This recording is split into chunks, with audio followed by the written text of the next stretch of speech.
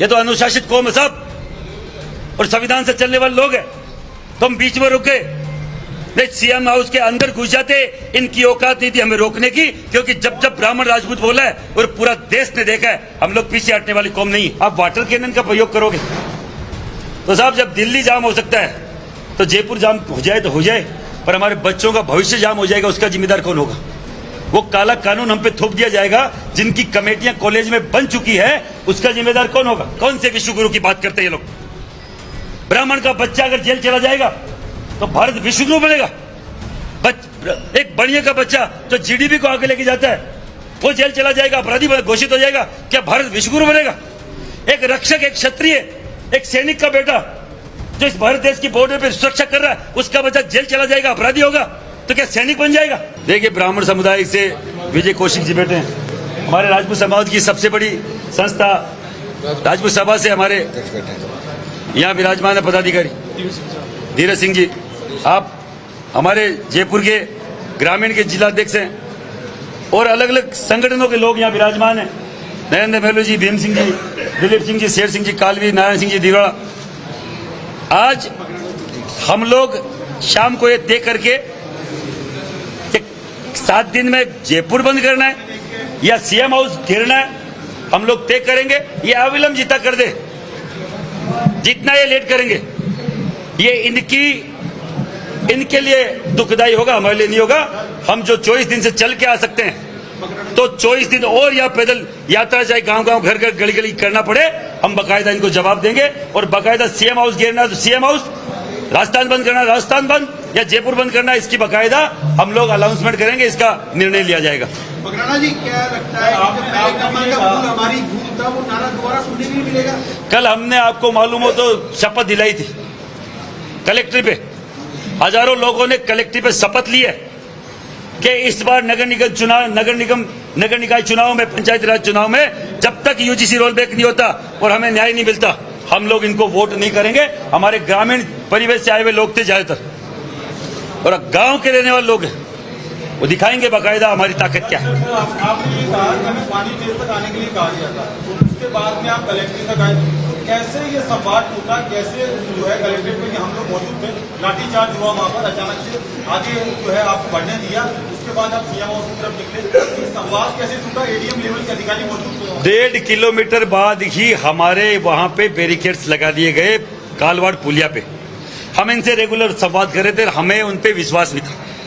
मैं सही बताऊं, सब हम लोगों ने विश्वास किया हुआ था उन अधिकारियों पर मेरी मां बहन के ऊपर उन्होंने छाती पे वाटर कैनन मारा, तब हमने संवाद करना बंद कर दिया।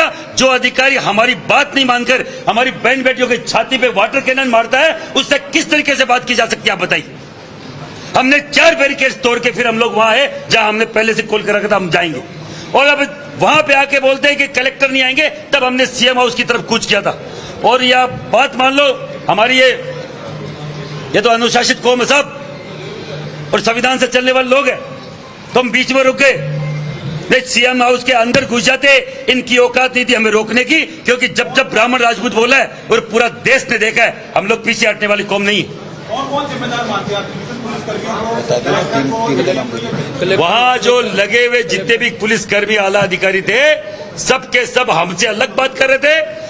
अधिकारी, आप कलेक्टर लेवल के अधिकारियों से अलग बात कर रहे थे, कमिश्नर कलेक्टर से, और अपने जो भी इनके मंत्री संतरी मुख्यमंत्री है उनको अलग हमारी छवि पेश कर रहे थे, और बकायदा जामनी ले रहे थे हमारी कि साहब हम देख लेंगे। हम क्या देख लेंगे? क्या हमारा जायज मांगों को लेकर हम इस संविधान के हिसाब से विरोध नहीं कर सकते? किसने आपको ये पावर दिया कि आप 800 किलोमीटर चल के आने वाले लोग से आप कोई अब तक 24 दिनों में बीजेपी का एक पंच, सरपंच, प्रधान, प्रमुख, एमएलए, एमपी, मंत्री, मुख्यमंत्री, एक भी मैसेज नहीं। और बीजेपी छोड़िए, विपक्ष का, कांग्रेस का भी एक भी एमएलए, एमपी, एक भी नेता हमसे मिलने तक नहीं आया, हमसे बात करने तक नहीं आया। यह हठधर्मिता इन नेताओं की है। पक्ष अगर कुछ गलत काम करता है तो विपक्ष घर घर जाके उसकी बात रखता है कि साहब ये गलत अमिटमेंट आया है, गलत काला कानून आया है। पर आपने देखा होगा, न पक्ष ने बोला न विपक्ष ने बोला। कौन सी कांग्रेस सरकार ने अब तक हमारी मांग को लेकर उठाया, केवल एक प्रताप सिंह खाचरियावास को छोड़ दीजिए जिन्होंने कल हमारे पे लाठीचार्ज हुई, प्रेस कॉन्फ्रेंस के विरोध दर्ज कराया। उसके अलावा कोई माइका लाल ऐसा नहीं था जो हमारे पक्ष में आके खड़ा हुआ। क्या हम किसी के वोटर नहीं है? क्या हम भारत के नागरिक नहीं है? क्या हम दोयम दर्जे के नागरिक है? जो कांग्रेस हमें हमारा मानती है न बीजेपी मानती है? और क्या विपक्ष का ये हिस्सेदार ये जिम्मेदारी नहीं होती कि जब गलत कोई पक्ष कर रहा है, आप SC ST आप माइनॉरिटी के लिए आपके पास 1 मिनट में टाइम आ जाता है, राहुल गांधी से लेकर खड़गे तक और यहां के प्रदेश अध्यक्ष से लेकर पूर्व मुख्यमंत्री तक आप दिल्ली की सड़कों पे चले जाते हैं और यहां आपके देश में आपके प्रदेश में आंदोलन हो रहा है। आप 2 शब्द बोलने जैसे नहीं है और आप उम्मीद करते हैं कि हम अगर बीजेपी का विरोध करेंगे तो आपको जिताएंगे, चाहे तीसरा धड़ा खड़ा करना पड़ जाए और चाहे निर्दलीय हमें लोगों को जिताना पड़ जाए, हम वोट तुम्हें भी नहीं देंगे और वोट तुम्हें भी नहीं देंगे और जाएंगे, हराएंगे और बाकायदा हमारी बात को रखेंगे। क्या आप मानते हैं पुलिस का फेलियर था? कल 8 घंटे पूरा जयपुर शहर जो पूरी तरीके से जाम में फंसा रहा, हम खुद जो है 5-5 घंटे हम लोग भी गाड़ियों फंसे रहे। पुलिस प्रशासन का कहना है कि आपकी रैली की वजह से ये पूरी तरीके से जयपुर शहर परेशान। हमने तो साहब इनकी हर बात मानी। एक रोड साइड की हमें दे दे, पानी पेच चौराहे तक, जो इनका बोलना था। इनका SP ने मुझे बोला, पहले तो बोला चिंकारा कैंटीन तक आ जाए, फिर चिंकारा कैंटीन से कि नहीं आप पानी पेच। हमारे लोगों ने मना किया कि 800 किलोमीटर की यात्रा करके हम क्यों कॉम्प्रोमाइज करें। मैंने कहा अगर यातायात जो अगर बाधित होता है जयपुर का, तो उसमें भी हमारे भाई बहन ही कहीं ना कहीं प्रभावित होंगे, वो परेशान होंगे। तो जो पुलिस बोलती है, यातायात पुलिस बोल रही है, तो हमें मान लेना चाहिए। पर साहब रैली के रवाना होते ही हमारी बहन बेटियों पे आप लाठी बरसाओगे, आप वाटर कैनन का प्रयोग करोगे, तो साहब जब दिल्ली जाम हो सकता है तो जयपुर जाम हो जाए तो हो जाए, पर हमारे बच्चों का भविष्य जाम हो जाएगा, उसका जिम्मेदार कौन होगा? वो काला कानून हम पे थोप दिया जाएगा, जिनकी कमेटियां कॉलेज में बन चुकी है, उसका जिम्मेदार कौन होगा? कोई नेता बोल के हमारे नेता मीठी गोली हमारे समाज को दे रहे हैं कि सुप्रीम कोर्ट का स्टे है। क्या सुप्रीम कोर्ट हमारे संविधान में अंकित कोई लॉ को बदल सकता है? वो केवल उसको रेगुलाइज कर सकता है, उसकी पालना करवा सकता है supreme court, high court, lower court, जो भी सेशन कोर्ट।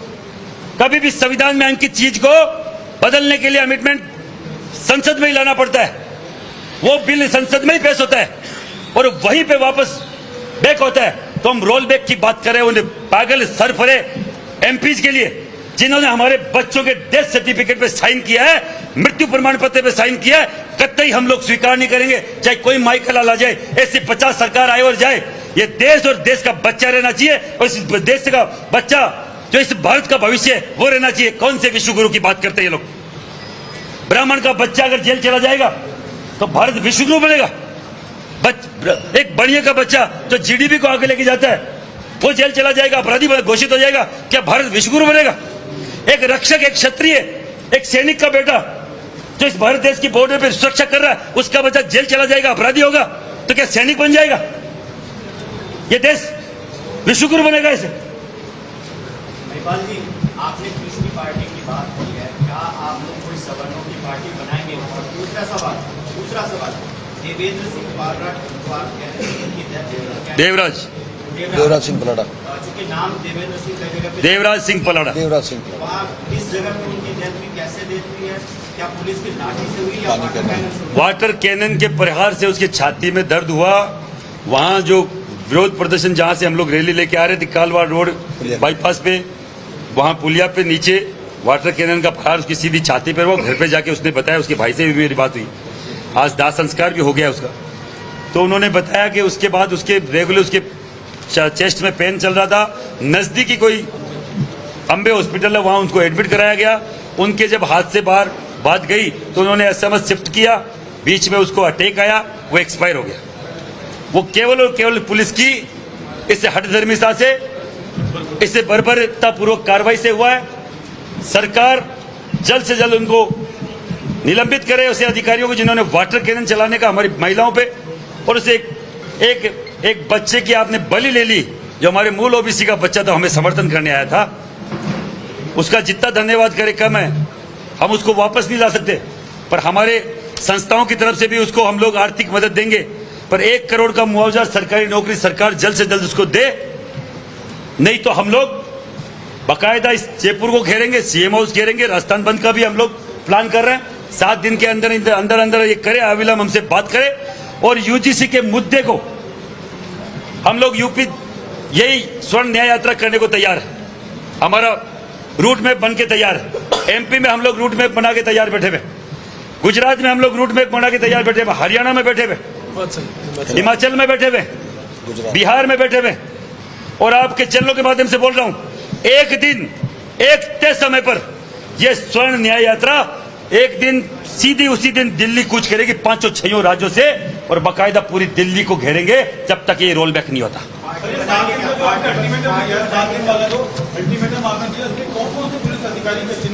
अरे बता दीजिए, 3 है।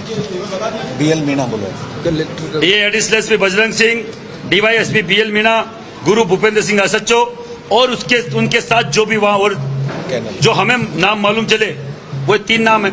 और वहाँ खूब सारी जिनकी ड्यूटी थी उनके अधिकारियों को तो मालूम है किसकी। 7 दिन में अगर इनका सस्पेंशन नहीं होता है तो क्या करेंगे? बता दीजिए साहब, सीएम हाउस घेरने की प्लानिंग हमारी है। हो सकता है जयपुर भी बंद करें और फिर भी हठधर्मिता रखी, राजस्थान बंद करेंगे और फिर भी नहीं रखी तो निकाय चुनाव के जो 15 तारीख से गाइडलाइन जारी हो रही है, गांव-गांव घर-घर जाएंगे और निकाय चुनाव में, पंचायती राज चुनाव में इनको हराएंगे। पार्टी बनाएंगे क्या? आप पार्टी बनाएंगे? सरकार पार्टी का तो अभी मालूम नहीं, हम तो गैर राजनीतिक लोग हैं, पर ऐसे लोगों को जरूर सपोर्ट करेंगे जो इन दोनों पार्टियों को हराने का काम करेगी। हमारे लोग खड़े करेंगे।